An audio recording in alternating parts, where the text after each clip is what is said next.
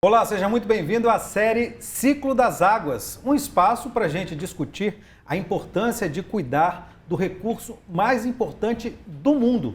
E a partir de agora, a gente trata do saneamento como motor do desenvolvimento. Hoje, o estado tem cerca de 1,6 milhão de pessoas sem coleta de esgoto e 628 mil sem água tratada. Só 46% do esgoto gerado é tratado no estado. 31,1% da água tratada é perdida antes de chegar às casas das pessoas. Ou seja, tem muito espaço para crescer aí e muito a investir em saneamento. Esses dados são do painel de saneamento básico lançado pelo Tribunal de Contas do Espírito Santo. E aqui com a gente a Ana Emília Tomás, auditora do Tribunal de Contas, e é a pessoa que lida com esse painel lá, que mexe com esse monte de número, né? De onde você tirou esse monte de número? Tudo bom? Seja bem-vinda. Tudo jóia. Obrigada aí, por gerar essa oportunidade para a gente estar discutindo esse tema relevante aqui para a sociedade. Muito, exatamente. Esses números, que o tribunal tem utilizado no painel são números que vêm do Sistema Nacional de Informações sobre Saneamento do Governo Federal. Uhum. Então, os municípios, as empresas que fornecem esses serviços para os municípios, para o Estado, eles anualmente fornece informação para o Sistema Nacional e aí a gente coletou alguns indicadores que retratam melhor como que está a evolução desse serviço aqui no Estado do Espírito Santo para disponibilizar então para a população e para os gestores. A gente fala de número, assim, a gente normalmente é resistente, porque o número, ele conta muita coisa, né? Mas é frio, né? O que esse número representa em dados reais que a gente vive e qual é a relação desses números que a gente tem de saneamento no Espírito Santo e tratamento de água com o desenvolvimento especificamente? Dá para a gente falar isso? Dá. A gente pode falar desde a questão do desenvolvimento humano mesmo. Então, quando a gente está falando dessa quantidade de pessoas que estão à margem desse serviço, tanto na questão de abastecimento de água, quanto na questão de coleta e tratamento de esgoto, a gente está falando de, por exemplo, doenças que são geradas pelo fato dessas pessoas não terem acesso à água tratada e à coleta de esgoto. Isso significa mais gasto com a saúde? Isso significa mais gasto com a saúde, isso significa impacto na escolaridade. Na escolaridade Na também? escolaridade. Quando você pega dados do IBGE, e aí existe um estudo até específico aqui para o Espírito Santo, quando são pegados dados do IBGE, que vê anos de escolaridade de pessoas que moram aonde ela tem saneamento básico, ela tem maior quantidade de anos de escolaridade do que aquela população que vive à margem dessa prestação de serviço. Ela está mais preparada para o mercado de trabalho. Ela está mais preparada para o mercado de trabalho. Então, isso também vai se refletir lá na frente em renda da população. Vai ser uma renda melhor. E renda vai se refletir também na economia do Estado. Então, existe uma relação desde lá da questão da saúde, da mortalidade, da educação. Quando uma criança ela não tem acesso à água tratada ou à coleta de esgoto, ela fica mais doente, por consequência, ela falta mais à escola e isso acaba diminuindo esses anos de escolaridade. E isso vai fazer com que ela tenha depois, lá no futuro, as chances dela ter um bom emprego também diminuem. Então, ela vai estar em um subemprego e aí a gente fica sempre nesse ciclo vicioso. É impressionante, né? E dá para saber, por meio desses números, o retorno que o investimento no saneamento dá, com base nessas informações, nesses números todos? Como é que a gente consegue fazer isso? Então, existem alguns dados relativos à questão da saúde. Então, esse dado em relação à saúde, ele é um dado universal, até demonstrado pela ONU, de que cada R$1 investido em saneamento, ele economiza R$4 de investimento depois em saúde. Então, se você cuida de evitar a doença, você vai... É muito mais barato do que tratar a doença. Do que tratar a doença. Exatamente. Fora que esse tratar a doença, quando uma pessoa está doente, ela também vai se ausentar do mundo do trabalho, né? Então, ela vai ficar... Vai deixar de produzir. Vai deixar de produzir. Então, a gente também tem esse impacto sobre o desenvolvimento, que são os afastamentos decorrentes de doenças de veiculação hídrica ou doenças respiratórias. Então, esse eu acho que é um dado também relevante, que às vezes as pessoas, eu acho que quando a gente teve a pandemia, isso ficou associado que o fato de você ter água para lavar as mãos, na época da Covid, era orientado o quê? Você tem que lavar as mãos para evitar a contaminação da Covid. Só que não é só a Covid, né? Lá ficou evidenciado. Então, só o simples fato de ter acesso à água para lavar a mão vai impactar em você ter algumas doenças de veiculação respiratória que vai implicar em afastamento do trabalho. Uma coisa está diretamente relacionada à outra. Diretamente relacionada à outra. Ana, e a gente estava falando, você falou que esses dados estão disponíveis, são disponibilizados pelo governo federal, mas é muita informação, é muito dado. Como é que o Tribunal de Contas aqui do Estado conseguiu reunir esses dados todos e que história que eles contam? Então, os dados do governo federal, eles têm 670 indicadores e nós selecionamos cerca de 38 para poder retratar somente aquelas informações que são mais relevantes. De 638? A gente selecionou 38. É 5% de todos os dados. Exatamente. Porque a gente tem a lei, né, o novo marco de saneamento, ele estabeleceu uma meta para que haja a universalização do saneamento. Então, significa que até dezembro de 2033, 99% da população seja atendida com água tratada e 90% da população tenha a coleta e o tratamento do esgoto. Então, a gente pegou aqueles indicadores que nos possibilitem acompanhar essa evolução de coleta de esgoto, tratamento de esgoto e distribuição de água potável. Além disso, a gente ainda pegou alguns indicadores relacionados à perda, porque a gente tem uma perda de água tratada muito elevada. É aquela água que foi tratada e antes de chegar lá no hidrômetro do morador, ela é perdida. O dado que a gente deu no começo, que 31%. 31%. É muita coisa, né? É muita coisa. É um terço praticamente de tudo que é terço de tratado, coletado, tratado, trabalhado, não chega à casa das pessoas. Não chega à casa das pessoas, só que isso também tem um custo, né? Então, se você diminui essas perdas também, você também tem uma economia. Exatamente. Você tem, E economia, quando a gente está falando disso, né, e aí falando na questão de desenvolvimento, hoje a gente sabe que o mundo está mudando a sua matriz energética. E aí quando a gente pensa no saneamento, que é tratar a água, tratar o esgoto, às vezes ter que bombear a água para algum local. Precisa de energia. Precisa de energia. Então, quando significa que a gente gastou energia, mas perdeu essa água. Aí é o fim da picada, né? Pensar dessa forma é o fim da picada. Exatamente. Né? Então, tem todos esses desafios. Eu acho que tem uma relação também, quando a gente está falando de desenvolvimento, é que aquelas cidades que têm o saneamento melhor resolvido, ela também tem um atrativo maior para as empresas se instalarem. Com certeza. Por quê? Porque eles sabem que ali a população vai ter um afastamento menor durante o período de trabalho. Vai ter uma escolaridade maior. Vai ter uma escolaridade maior. A produtividade, ela é maior. Se você é saudável, você tem uma produtividade maior do que aquela pessoa que não é tão saudável em decorrência de ter uma ausência de saneamento. E essa ausência de saneamento, ela não é só uma doença ou ela não tem um impacto só naquele momento. É igual a gente está falando lá da criança, né? Se a criança ela vai passando por vários momentos de doença ali, ela às vezes desenvolve uma doença crônica até por causa disso. É verdade. E demanda é uma coisa que perpassa, né, muitos anos. Então, quando a gente fala dessa questão de saneamento, a gente fala também dessa questão de atratividade de empresas, a gente fala de aumento do valor imobiliário.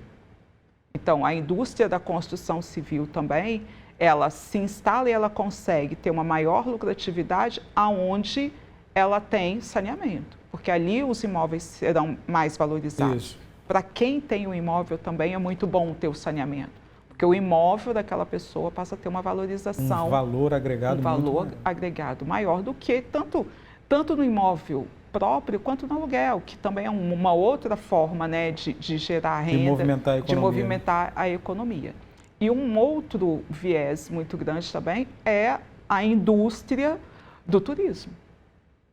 Claro que todo mundo quer passear no lugar que está tudo direitinho, exatamente, né, limpinho, onde não tem esgoto fedendo. Aberto, exatamente. Né, como a gente está agora, né, nesse momento, por exemplo, do verão. Você quer ir à praia e ter a garantia que você vai estar numa praia limpa. Exatamente. Que você não vai pegar uma doença ali de vinculação hídrica e nada disso. Então, isso também traz desenvolvimento, né, e melhora a economia e traz retorno para a própria população. Exatamente, é isso aí. Ana Emília, claramente a gente está com números inferiores ao que deveríamos, né? Você falou aí que a meta é universalizar os serviços de água e esgoto até 2030. 33. 33, até 2033. Então, a gente tem muito para caminhar aí. O que esses números e essas metas representam na prática? É possível alcançar essas metas que a gente tem? Por esses números todos pelos quais você passou, pelo que você teve contato, essa evolução dos números? Então, o que a gente percebe é que alguns municípios, algumas regiões, né, micro-regiões que a gente diz aqui do estado, elas estão mais próximas de alcançar, e algumas já alcançaram, por exemplo, a universalização de água. Já temos municípios aqui que universalização de água, Cachoeiro é um exemplo, né? Aqui na Grande Vitória a gente tem, os municípios estão bem próximos de alcançar a universalização de água. O maior desafio fica no esgoto. Mas isso, ele não é igualitário em todo o estado. A gente tem regiões que estão muito abaixo do que deveriam? Muito abaixo do que deveriam, em especial, o desafio sempre maior é no esgoto. Em especial no esgoto, e a gente tem aqueles municípios que receberam mais investimento nos últimos anos, e aí, decorrente de investimentos do governo do estado, ou por meio da cesão, ou captação de recursos, ou até mesmo a concessão, como é o caso de Cachoeiro. Esses municípios, eles estão mais próximos de alcançar essa universalização. Mas a gente tem municípios, e aí em especial municípios que estão na região noroeste, região nordeste, até na região serrana, que aí eles têm um desafio muito maior, em especial aqueles municípios que têm uma população rural muito grande, né? Que aí eles conseguem, às vezes, resolver ali no centro urbano, mas aí quando ele vai nas áreas rurais, mesmo que sejam aglomerados, né? Ainda depende de um incentivo, um investimento. Uma atenção maior, né? Uma atenção maior. De garantir mesmo, porque o que a gente coloca é que a água que a gente consome aqui na Grande Vitória, ela está vindo dessas regiões do interior. Então, passa por essas regiões. Passa por essas regiões, né? Exatamente. Exatamente. Então, se não se cuida de como esse esgoto está chegando a esses mananciais, a gente compromete aqui na Grande Vitória também, na cidade. Inclusive em custo. Porque aí você vai gastar muito mais para tratar aquela água para a gente conseguir consumir. E está falando da pessoa que está em cima dos números, sabe o que acontece, porque o número está lá, o número não mente, né? O número está dizendo lá o que gasta, quanto gasta, como é que gasta. Isso, e aí assim, o painel, ele traz informações relativas, inclusive, ao investimento que é realizado anualmente, né? Prefeitura ou a própria concessionária, governo do estado. E aí, o que a gente tem aqui, para universalizar até 2033, em média, o investimento deveria ser de R$ 115 por habitante por ano. Para universalizar até 2033. Universalizar até 2033. R$ 115 por habitante. E o que a gente tem hoje? Na média do estado, a gente está um pouco acima de R$ 60, R$ 63. Tem que praticamente dobrar, então, né? Isso. Mas quando a gente fala 63, é a média. Então, a gente tem municípios que tiveram um investimento, têm investido bastante, né? Que supera R$ 500, mas a gente tem municípios que têm investimento de R$ 5. R$ 5. Como é que, assim, você vê os números, né? Você não consegue, a solução, você não consegue ver, mas os números te mostram algum caminho para seguir? Olha só, eu acho que tudo depende assim, de investimento. Porque assim, você falou, municípios que têm a iniciativa privada, de repente, partiu para fazer o saneamento no município, esses tiveram um investimento pesado logo no início, né? Então aí, os números dizem isso, está claro lá nos números, né? Sim, aí nesse caso específico, uma coisa que a gente tem que ter cuidado é que às vezes um município que está universalizado ou quase universalizado, o investimento dele hoje, o gasto dele é pequeno, porque ele já fez o dever de casa. Então, lá atrás ele fez um grande investimento, então hoje ele está com investimento baixo, não é problema. Por quê? Porque ele já resolveu.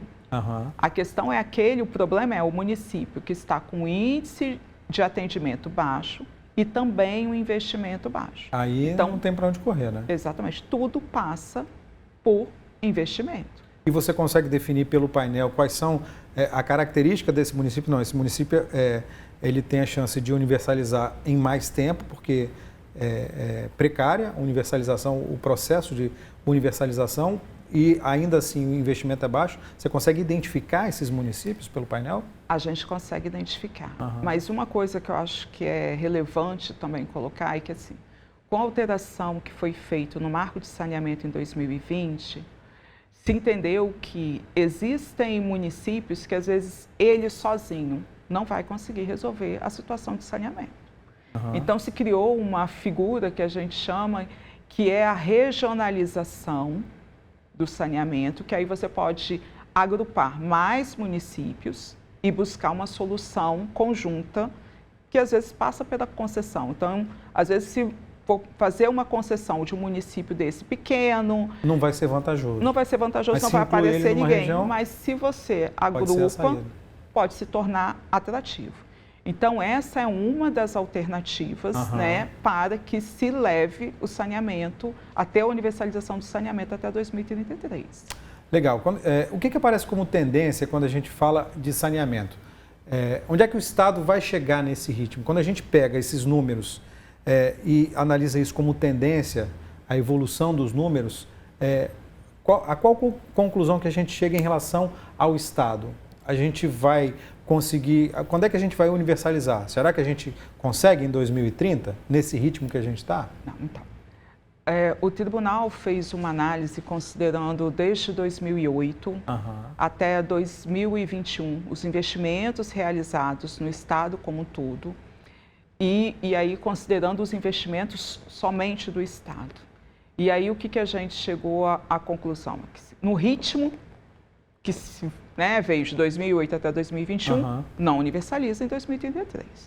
É necessário um investimento maciço para que a gente consiga reverter a situação que o Estado está. E aí esse investimento, ele pode se dar por meio de concessão, mas ele tem que se dar também por meio dos prestadores de serviço. Então a gente tem municípios que são atendidos pela CESAM, nós temos municípios que são atendidos pelo SAAI. Todos esses prestadores de serviço, eles precisam ter um aporte de recursos, para que eles consigam, então, ampliar o atendimento do serviço. Você acha que tudo passa pelo dinheiro mesmo, pelo investimento? Não tem jeito? Hoje... É difícil falar isso, né? Não, mas assim, não tem como. A gente tem um histórico, né? Se a gente olhar o Brasil como todo, e a gente tem um histórico de poucos investimentos na área de saneamento. Então, sempre foi assim, é aquela história da... é a obra que fica debaixo da terra, então o político não vai fazer porque não aparece. Exatamente. Durante muito tempo, isso foi um histórico. E isso fez com que, de uma forma geral, o Brasil, até comparado com outros estados aqui da América Latina mesmo, tem uma situação aquém, né, em relação ao saneamento básico. Isso começou a se alterar a partir do momento que se criou o marco de saneamento, se deu um direcionamento, mas ainda as pessoas continuaram no mesmo ritmo. E agora, a partir de 2020, se estabeleceu uma data. Porque antes era, vamos universalizar, tem que universalizar. Mas não coloca meta, não agora coloca objetivo. Agora se colocou uma meta, universalizar até 2033. Então, a partir desse momento, o que a gente vê no Brasil como um todo é uma grande movimentação em busca da universalização. A gente está vendo aqui no estado do Espírito Santo porque está próximo da gente, né? Mas isso está acontecendo no país como um todo. E aí, a tendência disso se você leva a universalização, se você melhora a qualidade de vida das pessoas, você aumenta o desenvolvimento daquela região. O painel tem as informações disponíveis lá, né? Sim. É só acessar o painel lá no site do Tribunal de Contas, que qualquer pessoa vai conseguir ver todos esses dados, vai ter acesso a todos esses dados. O Tribunal de Contas pensa em elaborar algum tipo de documento periódico para direcionar ou para dar algum tipo de norte para os administradores dos municípios e até do governo do estado? Como é que é isso e como é que o Tribunal de Contas vê esse papel e esse serviço que pode prestar para o estado? Então, o tribunal, desde 2021, ele vem já divulgando, fazendo fiscalizações e acompanhando essas informações e criando recomendações e até determinações para os gestores, em especial em relação ao investimento. Então, a gente fez um acompanhamento em 2022 e a gente falou para cada município, assim, olha... Cada um dos 78 municípios. Cada um dos 78. Olha, você precisa aumentar o seu investimento, porque no ritmo que você está muito aquém, inclusive, da média estadual. Não é nem daquilo que se deveria, até da média estadual você está muito abaixo. Então, foram geradas essas deliberações. O que a gente tem de planejamento é, a partir do painel, dar essa visibilidade para que cada um possa ir lá ver, caso deseje, mas anualmente o tribunal vai fazer uma atualização. A partir do painel, a gente vai gerar um acompanhamento e vai novamente alertar os municípios. A intenção é, e aí dentro do papel do tribunal, né? A gente trabalha sempre na lógica, inicialmente, de alertar aos jurisdicionados, olha, aqui está a sua situação. Tá ruim, dá um gás aí, porque não vai andar. Mas a gente também vai gerando algumas determinações do tipo, olha, você tem que aumentar o investimento, olha, isso daqui não tá adequado ao que está sendo estabelecido pelo novo marco. Isso vai até um ponto. A partir de um determinado ponto, aí a gente vem com uma outra abordagem, que aí é uma abordagem que a gente diz que é mais punitiva mesmo, né? Porque aí tem a orientativa e aí tem a outra que realmente é da penalização por não estar atendendo, então, aquilo que está preconizado. Mas o Tribunal de Contas tem esse poder de punir os municípios que não investirem o suficiente em saneamento? Então, essa questão de fazer o acompanhamento, fazer a fiscalização das políticas públicas é uma atribuição do Tribunal de Contas. Quando a gente está falando dessa questão mais sancionatória, né, de aplicar a sanção, ela vai desde multa até a não aprovação de contas. Então, existe uma gradação. A área técnica, na realidade, a gente elabora os documentos, mas aí quem faz a análise e o julgamento são os conselheiros. Mas isso está dentro da atribuição do Tribunal de Contas. E do ponto de vista da população, as pessoas que estão assistindo, estão ouvindo a gente, o que o cidadão pode fazer com esses números? E assim, a gente estava conversando aqui, é difícil interpretar número, né? A gente precisa... Você é especialista nisso, então você consegue desdobrar aqueles números todos. Agora, o cidadão comum, eu que vou lá, a pessoa dona de casa, o trabalhador comum que vai lá e entra no site, vai ser só um emaranhado de números. Você, à frente do painel e o Tribunal de Contas, pensam em, de repente, destrinchar esses números e tornar isso mais fácil, mais inteligível para o cidadão comum? E o que o cidadão comum pode fazer com esses números? O que você acha que o cidadão pode fazer com esses números? Então, quando a gente pensou o painel, a gente pensou no cidadão no sentido de que às vezes a pessoa ela não consegue olhar uma tabela, mas ela consegue, às vezes, ver no mapa. Então, ele pode clicar e selecionar o município dele, só o município dele vai aparecer e ele vai ter informações. Essa informação é sempre comparada, primeiro, com a meta. Então, já tem lá a comparação dele com a meta, isso, né? Então, já tem lá. O município tem a meta de tanto... Você atingiu 50%, seu município atingiu 50%, mas a meta aqui era 90%. Então, ele sabe que ele está longe. Exatamente. Além disso, se ele quiser, a gente fez mapas até coloridos, ele consegue comparar o município dele com o vizinho. Então, ele começa a ter condições de cobrar ao gestor por que no município dele está tão ruim e no município vizinho isso já está resolvido. Então, a gente está dando uma ferramenta para o cidadão que é poder exigir o cumprimento dessa política pública. E como ele tem meta, ele consegue saber, né? Eu estou longe ou estou perto dessa meta. Então, isso a gente imaginou que com as duas formas, tanto o mapa quanto uma tabelinha, a possibilidade dele pesquisar, conseguiria resolver, né? Porque é uma forma mais simples. Isso não elimina coisas que o tribunal tem feito, até por meio da sua Secretaria de Comunicação, que é sempre gerar reportagens, alertas, informes, Mas o painel ele já foi pensado que um cidadão comum ele pode ir lá e conseguir absorver aquelas informações, não do Estado como um todo, porque às vezes para o cidadão ele não quer saber como que está o Estado como um todo, mas ele quer saber como que o município dele está e se o município dele está andando. Né? E, e mais do que isso, né? Eu acho que também tem uma ferramenta que é ele poder realmente acompanhar a evolução, acompanhar os investimentos, ter essa percepção, até na hora quando a gente faz lá, né, no orçamento, como é feito o orçamento anual, de cobrar, olha, está tendo muito recurso para determinada área, mas essa área aqui... Está tendo desequilíbrio, né? Exatamente, que é prioritária, não está tendo recurso, e ele tem condição de, pelo menos, saber o que está sendo investido. Isso acaba sendo uma ferramenta que o cidadão tem para escolher o bom gestor e saber quem é o mau gestor. A eleição está aí. Então, e está na mão do cidadão, né? Eleger quem ele acha melhor. Exatamente. Como é que ele sabe quem é o melhor? Consultando lá o painel, né? Eu acho que tem uma coisa também importante que é o próprio gestor.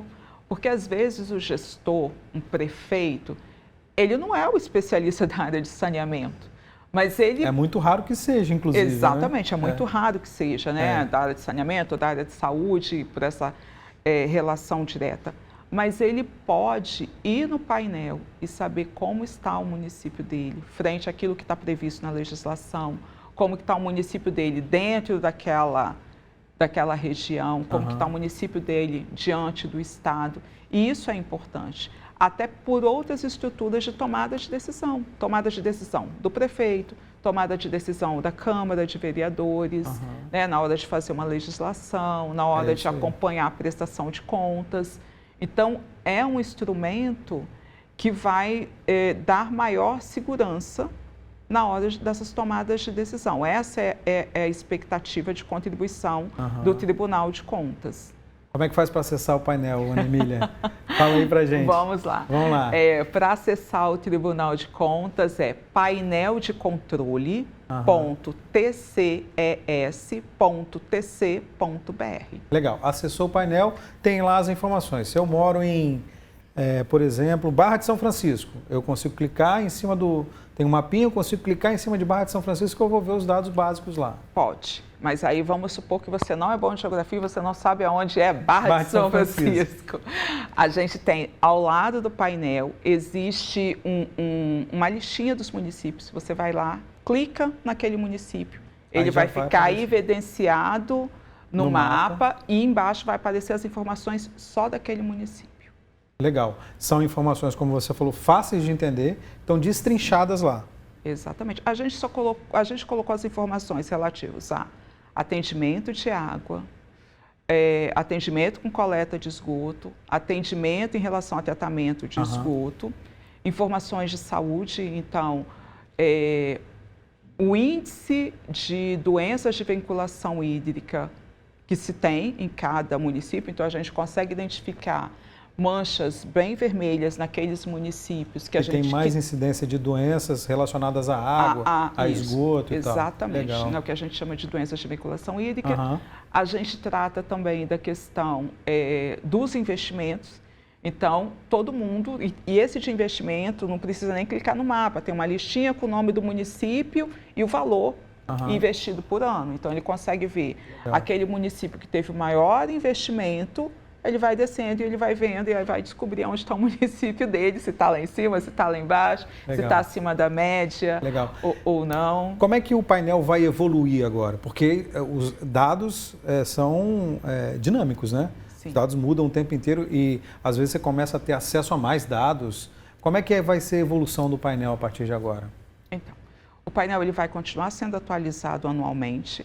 Então, a partir do momento que o governo federal divulga os dados, a gente automaticamente vai fazer a atualização do painel. E a ideia é, sempre que a gente fizer essa atualização do painel, a gente vai fazer um release, né, das principais informações para fazer essa divulgação. Isso. E depois a gente faz uma fiscalização, que é mais completa, uma análise maior, individualizada dos municípios.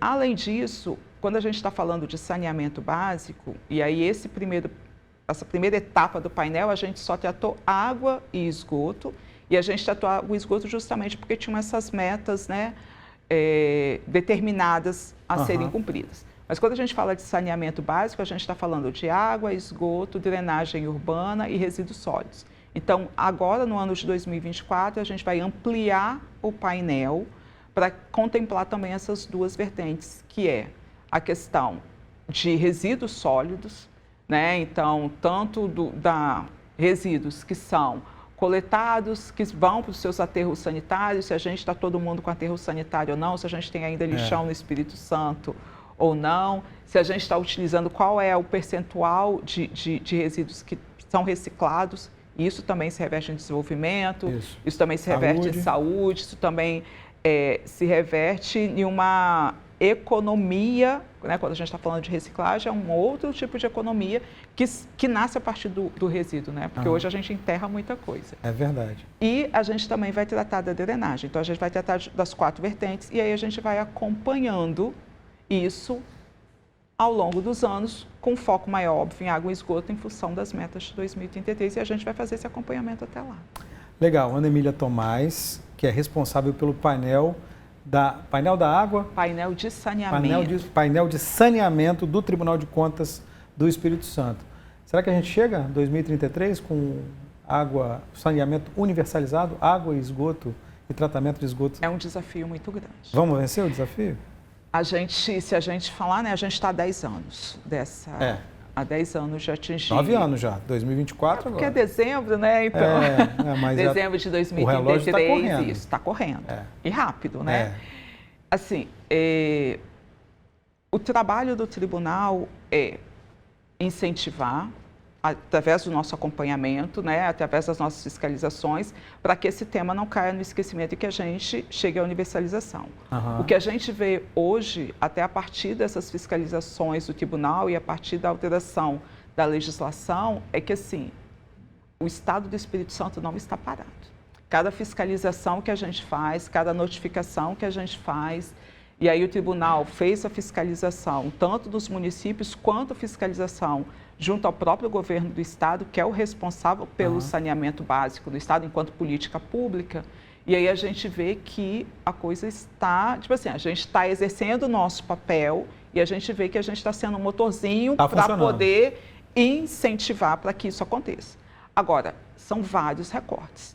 Então, até o desenho, se aqui no Estado do Espírito Santo, como que vai ser feito concessão, se vai ser feito concessão, a gente sabe que a empresa, a Cesan, detém contratos, se não me engano, em 46 municípios, a gente tem os SAAs, e isso tudo depende também de arranjos políticos para que se tome a melhor decisão para a gente universalizar. O que eu posso dizer é que eu vejo um movimento hoje no Estado do Espírito Santo em busca dessa universalização. Aquele marasmo que a gente percebia, mesmo já tendo o marco de saneamento desde 2007, ele hoje tem um tom maior. Empresas, governos, pessoas estão envolvidos em tentar alcançar o marco do saneamento lá em 2033. Exatamente. É isso que dá para perceber com os números. Legal. Ana Emília Tomás, muito obrigado. Valeu e até a próxima. Até a próxima. Valeu. Obrigada. Tchau. Tchau, tchau. Bom, e você acompanhou aqui o bate-papo com a Ana Emília Tomás pelo Ciclo das Águas. Muito obrigado pela sua companhia. Até a próxima.